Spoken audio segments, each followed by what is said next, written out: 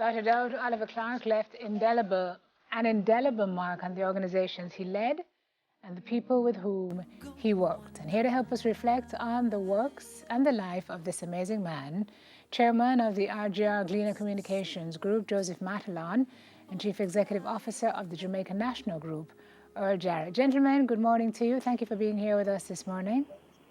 Morning, Simone. Thank you for having us. Hi, Sir Joe. Good to see you. Mr. Jarrett, good morning to you as well. Mr. Matalon, let me start with you. First of all, just your initial thoughts, whatever your heart thoughts are, whatever you have in your head, on your heart, when you think of Oliver Clarke that you want to share with us this morning. Simone, let me say first of all, I think alike with many members of the group, I'm deeply saddened at the passing of our former chair. Oliver was always a fighter, and he gave his last battle his best effort, I think, and is now resting after a long and distinguished career. When I think of Oliver, I think perhaps the thing that comes to mind most readily is his ever-present wit and sense of humor. The tensest of conversations or circumstances could be diffused by one of his witticisms or his gentle teasing of one or other of those involved in that conversation. I think for me, he has always been an example of, the highest level of commitment to Jamaica and Jamaicans. He was always relentless in his pursuit of what was best for the nation, and always remained strongly of the view that the Gleaner, and now the RGR Gleaner Communications Group, have a sacred responsibility to the country to always be fearless in support of what is best for all Jamaicans. It's been only a year since I took on the daunting task of succeeding Oliver. Very, very big shoes to fill.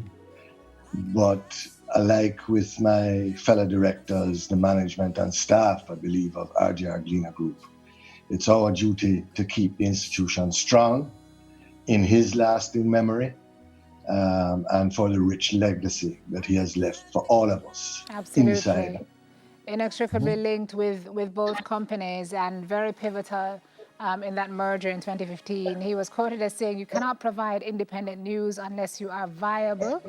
What Jamaica faces is that there are a number of foreign companies coming in and putting up programs that solicit advertising, and you have a lot of businesses that are not making their way. The Gleaner's interest in this is trying to create an organization that is viable, can last, and is Jamaican. So we hear what you're saying, and it's underscored with that quote. Let me ask Mr. Jarrett to speak on behalf of the JN Group.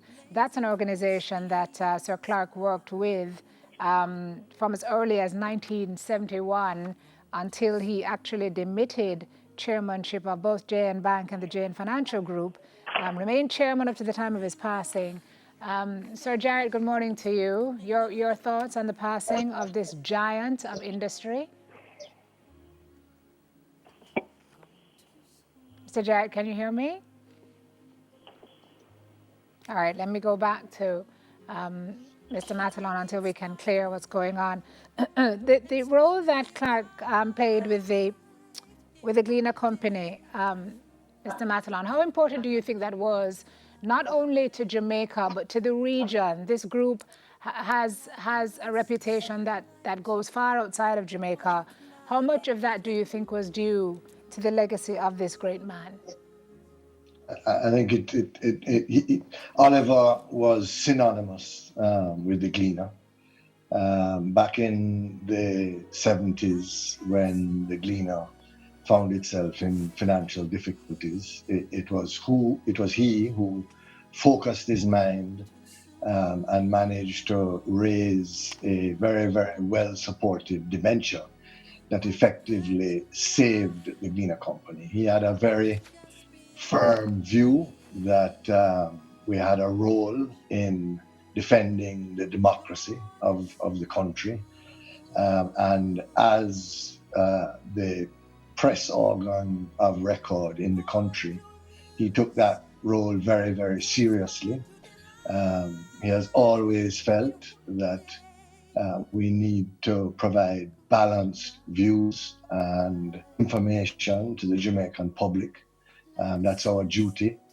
And he has always been for me also, I think, and for so many others that he came into contact with, a friend and a mentor. Um, no sharper mind, Simone, could you Yes, ever find yes, in a boardroom. yes, Uh, and, while he was a very tough businessman, what I appreciated most about Oliver was that equally he was also the most generous and compassionate soul that I perhaps have come across in my lifetime. yes. I I hear a lot. know he had a very I know he had a very significant impact on me personally, and I know so many other Yes. employees of the groups and I, other institutions in I've which he was heard involved. that a lot. I heard Delia speaking about it this morning, her own personal interactions with him. And I've heard other people talk about how he took time to recognize, to speak to check in with them. So we know he was equally compassionate in that regard. Finally, his role as a central figure in corporate Jamaica. Pivotal role in the establishment of the PSOJ, so he's leaving a lasting legacy there as well. Can you talk to us about that as we wrap it up, Chair? Not only having been, a focal personality in the formation of the PSOJ, he also twice served Yes. as president of the organization. And as you would expect, he brought the same wit, wisdom, insight to that job as he brought to uh, his jobs in industry, and he saw those roles which he performed in civil society as equally important to the business of actually trying to run a viable business. It was Jamaicans and the fact that the livelihoods and standards of living of all Jamaicans were always in the forefront of his mind. And he always felt that the Gleaner should be, championing those causes that could make for a better Jamaica. And he brought that to an individual level as well. There are countless stories Yes. of his interaction with people, across the company from Yes. all levels of staff and management who have Yes. been touched by this great man. I'm sure we'll hear more of those in the days and weeks to come, sir. Thank you so much for sharing your insights with us this morning. On behalf of the RJR Gleaner Comms Group, I'm sure you'd want to extend condolences to his family before we go very quickly. Can you do that for us, and then we'll wrap it up. Absolutely.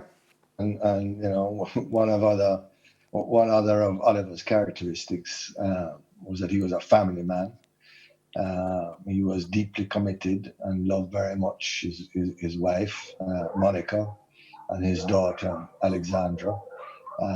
They were the center of his life, and that was clear from your interactions.